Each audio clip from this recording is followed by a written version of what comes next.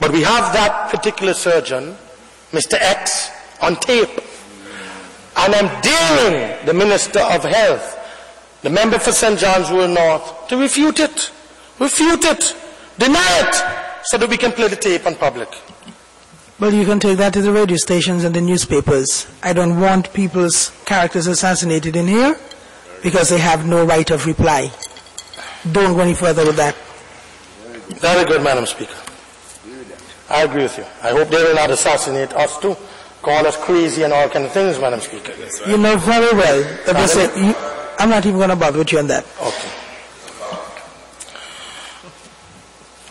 Madam Speaker, why are we? I will not continue because I have said enough.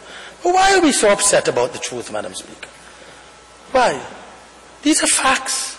Medical records there. All the things written up.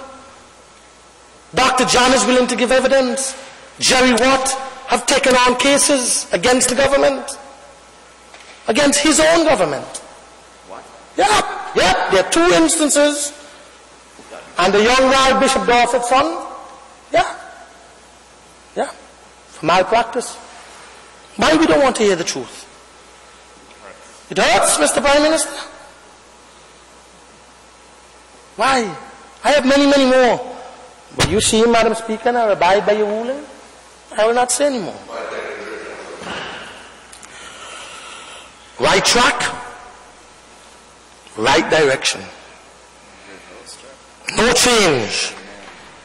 So this foolishness, this big blue wave of medical malpractice and criminal negligence, because that is what it is.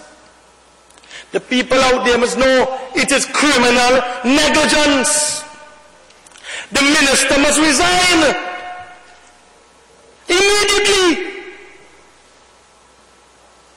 He must resign, and Colin Derrick must resign for all the rapes in the country and all the crime in the country. And for incompetence. What do you think we run in? Some sweetie shop? We're dealing with people's lives up there.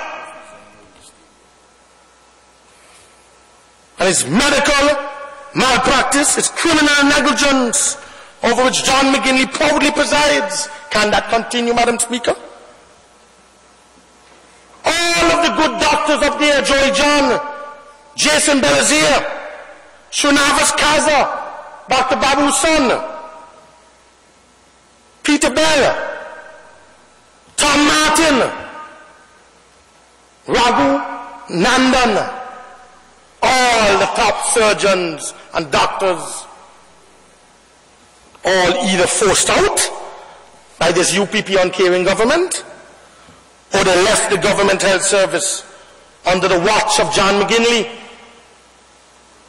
I want to hear that when they respond. I want to hear whoever there is going to respond and tell us. Or let be personal, and that's what you all like to do when people get up here and make their contribution. Deal with the issues. You say to raise the level of the debate. Now we're raising the level. Now we're dealing with the issues. You don't want to hear it.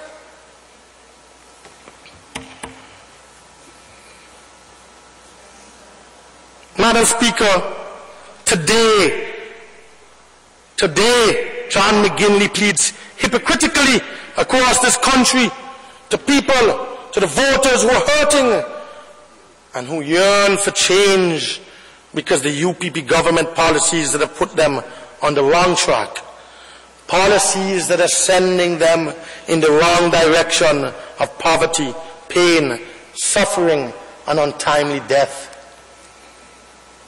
We need change, Madam Speaker. Unfortunately, the change we need is now less than 2 months away. It hurts my heart, Madam Speaker, to read these cases, especially of the young ones, the 80-year-old boy who died in a pool of his blood for no help, no proper health care. And we boast that we love people. We boast that we are doing so well, and that we are on the right track, right direction. Right track, right direction. They're condemned. the Anglican priest for talking about bribery. But every single day, UPP parliamentarians and other would-be hopefuls writing blank checks, Madam Speaker. I have one here from Royal Bank of Trinidad and Tobago. Check number 045087, 3rd of December 2008. $1,000, and even leave the name blank. They're just writing them up and giving them to constituents like if they're Christmas cards. And they speak about bribery. Bribery? This is from Elmore, Charles. All over. I have from St. Peter's UPP branch office, from Joanne Messiah. You are from Colin Derrick. Blank checks, Madam Speaker. All over the country. They just write it and fill in the name. Show it to the man. Honourable Member, you are imputing improper motives. But Madam Speaker, I have the evidence here. That is not evidence. Okay. That is not evidence. You yourself said. I bring the person. That is not evidence. I am cautioning you about imputing improper motives. Honourable Member, I'm speaking.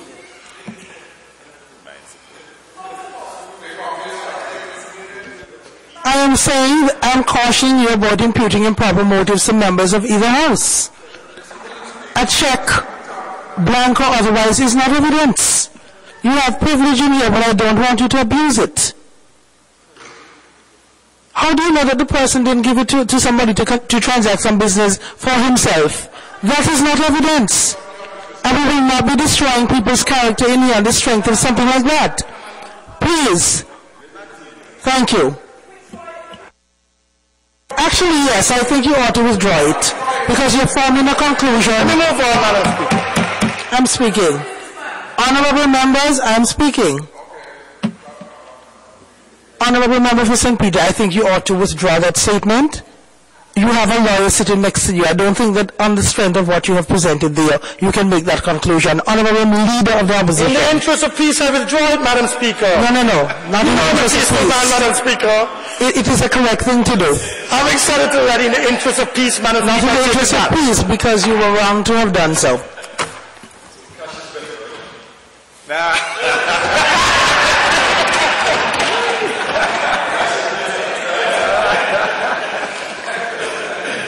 Tell them what you do that. They got caught. Yeah. You have another 8 minutes, Honourable Member. You have another 8 minutes. How much more, Madam Speaker? 8. 8. Can I get more time, Madam Speaker? John Mingley spoke for 2 hours. The House has to agree to it, you know that. You said everybody have an hour and a half, Madam Speaker. You have 8 minutes in your hour and a half. I can ask for more after. No. But he spoke for 2 hours, Madam Speaker. Chandler spoke for 2 hours. Honourable members. Can I ask after the 8 minutes? Oh, I have a lot more to say, Madam Speaker. No, yes, they have to agree. So if the House does not agree, you have to sit in 8 minutes. How much, Madam Speaker? They said to wrap up, so you have 8 minutes to wrap up. Madam Speaker, I will do whatever you say. I'm your humble servant. No, it's not what I say. I could not end this presentation, Madam Speaker. I could not end this presentation without thanking the wonderful people on whose behalf I have been privileged to serve in this Parliament. I'm satisfied, Madam Speaker, that I have established friendships throughout the constituency of St. Peter's. Friendships, bonds of love that transcend politics and my involvement in public life. Madam Speaker, how else can I feel about the warmth, the genuine love with which I've been showered by the people of Parham, Parham Town, Vernon's, Pierce Village, Weirs, Cedar Hill, Lindsay Hill, Gunthrops, Sugar Factory, Painters, Fidges Creek, and now Lightfoot. Madam Speaker, St. Peter's has now become the largest constituency in terms of landmass, and I look forward to many, many more years of representing that beautiful constituency. Let me say thanks for your very warm embrace over the past 5 years.